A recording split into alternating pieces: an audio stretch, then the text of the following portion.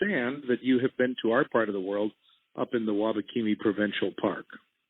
Yes, I have. I was very fortunate. In 2008, I signed up for Phil Cotton's Project Wabakimi and got to spend a week clearing trail on Crown land on the west side of Wabakimi off of Highway 599 on the Pickle Lake side.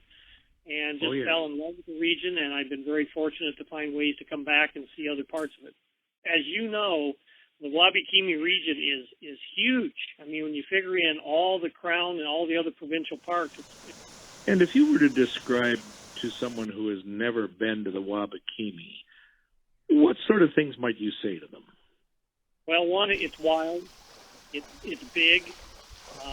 There's a lot of options. You have flat water, you have white water, you have remote areas, and it's just got a lot of different things to see, from woodland caribou, which is really special, to otters, to great fishing, to great sunsets, to great sunrises, and probably more than anything else, that if you want to find solitude and isolation, you can disappear into that huge block of open space.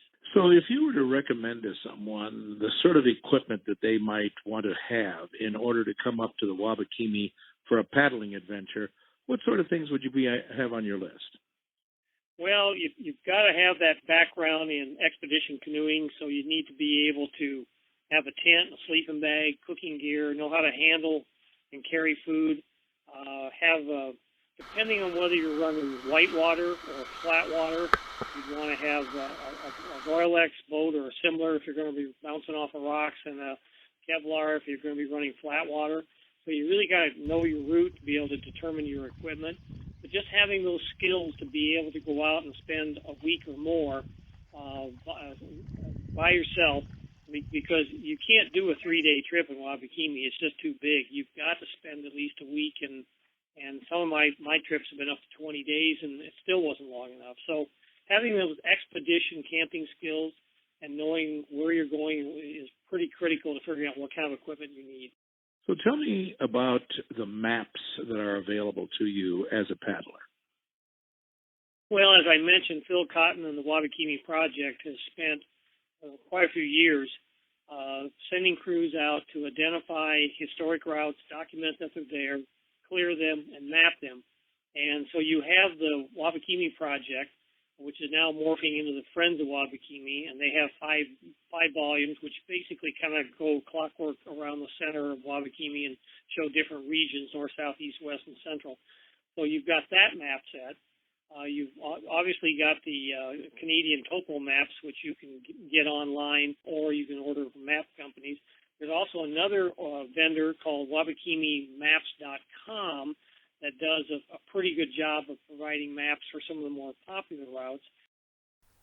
To make the planning process easier, the Friends of Wabakimi are working with Lawrence Mills to write the Wabakimi Canoe Route Guide. This guide will supplement the planning maps and the 5 map volumes to make planning a trip easier. The Friends are also working with Paddle Planner to add Wabakimi to their digital platform. Wabakimi is a great place to do your first float plane trip. If you've never had a chance to strap yourself in the front seat of Beaver de Havilland and hear the roar of those engines and feel that plane lift off and look out and see your canoe strapped to the side, again, there are more than a couple different outfitters in the Armstrong area that can help you do it. And canoeing is a lifetime sport, and all you got to do is drive up in that Armstrong region, get on a de Havilland, and fly into the woods.